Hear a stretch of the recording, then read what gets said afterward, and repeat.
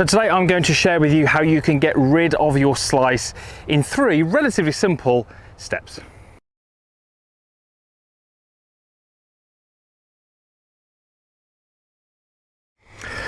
So the slice shot, it is still the shot that plagues golfers more than any other, and it's really quite costly in terms of distance. You can lose golf balls as well as distance, and obviously it can put you in some trouble off the tee, which makes scoring quite tricky. Now the particular hole I'm on here is just a great example of where a slice would be quite costly. The hole goes right to left. A typical slicer here would hit the ball left to right, so it's often going to be a shot shape that doesn't particularly well fit on the hole. And then today we've got this pretty strong wind coming right from the left hand side, so if I'm a chronic slicer of the golf ball, not only have I got to deal with the fact that I slice the ball often, I've got to stand on this tee and I know that I'm going to be out of my comfort zone because the hole doesn't suit my shot shape, and I know that there's a very good chance that I'm going to be over on the right hand side, and therefore we don't make a committed swing. And on this par 5, it's easy to rack up a bogey or a double bogey. So how do we fix it? What steps can we take to ensure that we don't continue to hit that shot as we move forward? Well, really there's 3 things that we're going to address here. We're going to address the fact that the club face is most likely open through your golf swing. We're going to address the fact that you might well be hitting it from the heel of the golf club. That can create a slice. And we're also going to be addressing the club path. So the path is often out to in. Now, for many of you slicers, you'll be unfortunately ticking all 3 boxes. You will have the face open, a heel strike, and an out to in path. And those are the golfers who get that really big curving ball out to the right hand side. So job number 1 is to focus on the club face. Now, the easiest way to change the club face is to change your hold. If we can place our hands on the golf club differently, we will apply a different twist to the golf club, and that's going to make the club point somewhere different at impact. So you've seen me do this numerous times, but this is still, for me, the best way to work on your grip. You're going to take a tee, you're just going to hold it between your thumb and your index finger on your lead hand, and you're going to place that top hand on the golf club. Now, for you slicers, I really want you to rotate your hand more on top of the golf club until that tee starts to point behind the club shaft, as you can see there. Now, when you look down at that grip, once the club is behind the ball, it's going to very much feel like you can see the back of the hand. I can see lots of this TaylorMade logo on the back of my glove. I can see knuckles. And if I was to open up my hand, it's going to feel very much like the palm is facing down towards the ground. The slicers out there are very often going to have a weak grip. And what a weak grip means is it means that I've got lots of ability to rotate the club open, but I don't have a lot of ability to rotate it closed. And that's why we tend to find the club face will be open through the golf swing. What's going to happen if I move my hand into here is I actually struggle to open the club face at all, yet I can close it quite easily. So straight away, by changing that grip, we should have really changed how we will twist the golf club through impact, and that's massively going to influence on the curve of the golf ball. Just making that change alone would probably mean your slice would be turned into a straight pull over to the left.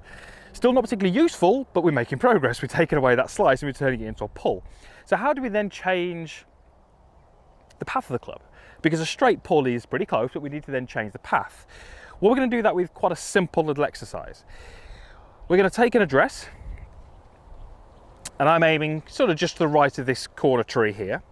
And what I'd love you to do is from here, start your golf swing with the club on the ground, but probably around about 1.5 feet behind the golf ball. Now, the way I do that is by taking my upper body and actually rotating it a little bit away from the target, which sets the club more into this position. Very simply, I'm going to hit a golf shot from there. What that does, it actually changes my upper body alignment. It actually changes my eye line, which is quite influential when we're slicing the ball. And it will also generally mean that my low point gets set a little bit more behind the golf ball. And those things really influence my club path to be a little bit more up the right hand side. Now, if we're trying to fix a slice, we don't need the club path to be up the right hand side. We just need it to not be across.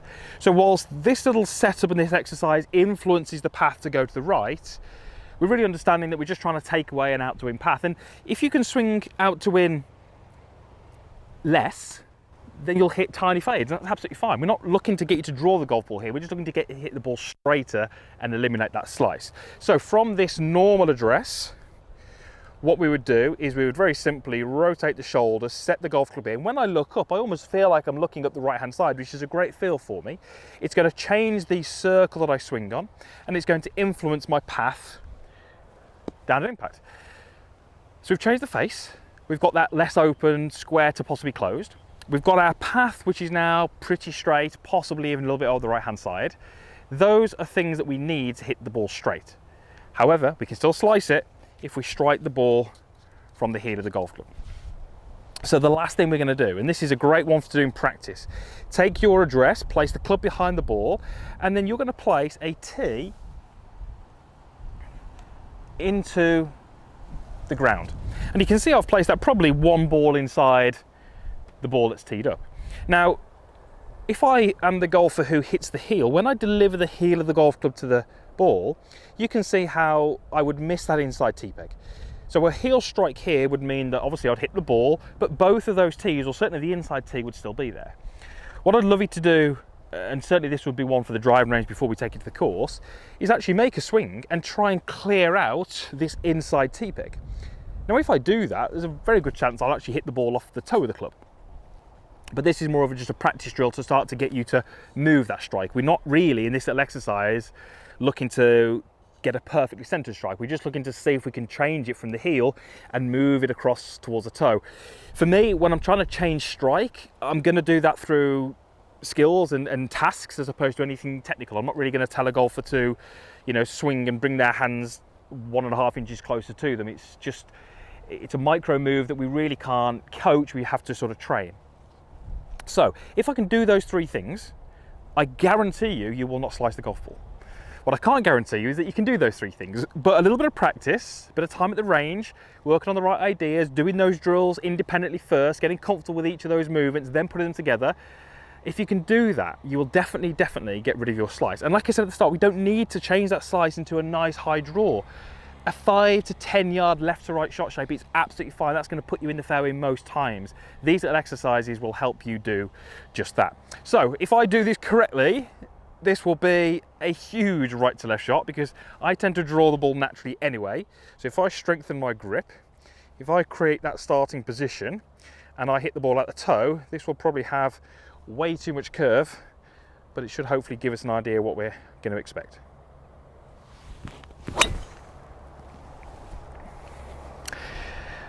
Now, I'm not sure if you picked up that ball flight, but that started up the right-hand side. It turned far too much to the left into the trees, and I did hit that right at the toe. So in practice, that's exactly what I'm looking for. That's not particularly usable on the golf course, but like I said, that drill isn't really for me. I tend to draw the ball anyway, so doing those things just kind of made my ball flight too excessive. But you can see that it will change the ball flight, and if you can do that and change your ball flight, get comfortable with the range, then take it to the course, you will hit the ball further, you'll hit it in more fairways, and that makes the game more enjoyable, and ultimately you'll hit lower scores because of that. So 3 steps to get rid of your slice. We can hit the ball straighter, lower the scores, and the game just becomes far more enjoyable. Thanks for watching. I really hope that helps. Let me know in the comments box. If you did like it, give it a thumbs up. If you're not a subscriber, please click that button. It is absolutely free. I'd love to see you back here for a future video. I really believe these videos can help you play some better golf and enjoy your time out on the course just that little bit more. Thanks for watching.